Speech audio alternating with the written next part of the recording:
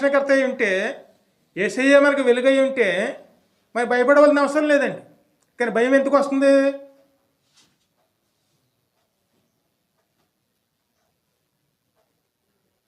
మనం కానీ ఆయనలో నడుచుకున్నాం అనుకోండి, ఏ అంధకార శక్తులు కూడా మన మీద ఏలుబడి చేయడానికి ఆ దరిదాపుల్లో కూడా రావండి. వాడు ఎప్పుడూ ఆ ఏపుకి రమ్మన్నారాడు, కానీ వాడు వస్తున్నాడంటే కారణం ఏమిటి? వెలుగు లేదు, చీకటి ఉందండి. వాడికి తెలుసు ఏదో సమయంలో వీళ్ళు పడిపోతారు, ఏదో సమయంలో దేవుని విడిచిపెడతారు. ఆ సమయం చూసి వాడు పట్టుకుంటాడండి.